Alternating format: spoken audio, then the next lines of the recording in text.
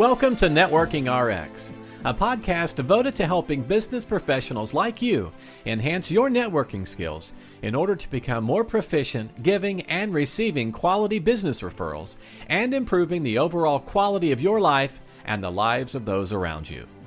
The Networking RX podcast is a production of AmSpirit Business Connections, an organization whose mission is to empower business success through networking. I remember when I first started dating my wife. We have been married since, well, you do the math, July 2nd, 1994. So fast approaching 30 years. But I remember first starting to date her. It was late 99 or late 1990. At any rate, obviously I liked her and enough to stick around, and she liked me enough to stick around. But I remember early on thinking to myself, okay, I need to really lean into this relationship because I really like this person. And started to think back to other relationships and kind of where they had, not where they had gone south, but the frictions that were in those relationships, and just my own insecurities with respect to who I thought I was. And so one of the things I need to be more free-spirited. I need to, just all sorts of things like that. Hey, do I need to get a new car? The car I had was at that point a few years old. Wasn't real flashy relative to other people. It was kind of somewhat conservative in spending money. My apartment was somewhat conservative, and I remember going and looking at other apartments, thinking, okay, I need to have a better apartment. I need to be in a better neighborhood. I need to, it needs to have a pool. It needs to have a fireplace. It needs to have all these things, and I need to be outgoing and plan all sorts of fun activities. This is the reality. None of that's me. I'm not a cheapskate, but I'm relatively conservative with money, and I've come by that honestly. It's just, a working class family. My dad was a professor. It doesn't sound working class, but it's, we didn't have a ton. He worked hard. It's just, we're just, grew up being conservative and, conservative with respect to the things that we did. We didn't take a lot of vacations. If there were vacations, if my dad took time off, he was either going to visit family or was working around the house. Guess what? That's my life. Go visit family. I work around the house. I do things around the house. I enjoy staying busy. I don't enjoy sitting on the beach. And the reason I share these things with you is stumbled across a study, and it was in Sciblog. I don't want to say my go-to, but I get a lot of great information here. But the title of this particular article was "Why People Repeat Bad Relationship Patterns." And it goes in there and basically says, and it kind of describes, once the initial honeymoon phase of a new relationship is over, it tends to settle into much the same patterns as with previous partners. Meaning, you can't fake it forever. You're going to be who you are, and this is true in our personal lives, and it's true in our professional lives. And if professionally you're someone who tends to get walked all over, or personally get walked all over, it's likely that will happen down the line. It has the potential to happen again. Now you can say, "Oh no, I'm going to really double down. I'm not going to be that person. I'm going to be very assertive." And perhaps you are at first, but then something, down the line when you kind of settle into it, your true self starts to come out, whether it's insecurities or whatever it is, and then you might overcommit yourself, trying to be a pleaser, if you will. And so is this a bad thing? Well, it certainly can be a bad thing if you keep running into people who are going to take advantage of it. I think, what you need to do is you need to find the people, align yourself with the people who might not take advantage of that situation. So if you're somebody who works a lot, uh, um, and you keep going to bosses who take a lot, yeah, you're gonna feel resentful. You're gonna kind of stumble back into that pattern. You might start out in a situation where I'm cutting out at 5 o'clock every day, and well, 5:15, kind of busy. 5:30. Next thing you know, it's 9 o'clock at night, and you're you know, just settling in because it's going to be a late night, early morning, and you've kind of repeated the same pattern, and you've stumbled into somebody who's going to take advantage of that. And what you need to be doing is looking for people who aren't going to be taking advantage of those things. Now, for me, and with my personal life, I was certainly lucky because in a lot of ways, my wife's like me. I think she would like to do more vacations, and she can. She can go anytime she wants. Um, but she's somewhat of a homebody as well. Likes to watch a lot of sports on TV. I'm totally up for that. Don't need fancy. You know, don't need lots of things. Get cars, drive them forever, and that's just kind of who we are. And so we've kind of settled into this life together. I found the right person. Obviously, if I would have found somebody who was really pushing me you know, to be that fun-loving, hey, we've just got back from our vacation, let's plan the next vacation, and let's spend a lot of money on vacation. To me, that would have been just very stressful. There would have been it's not me. And you know, you can be critical of that, but it's not me. And it's just we just need to recognize that people are different, and not everybody is going to be the same.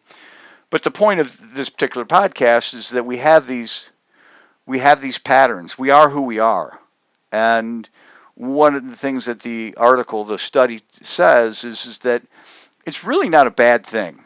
It's not a bad thing that we settle into these patterns because we're being true to ourselves, and that's a good thing.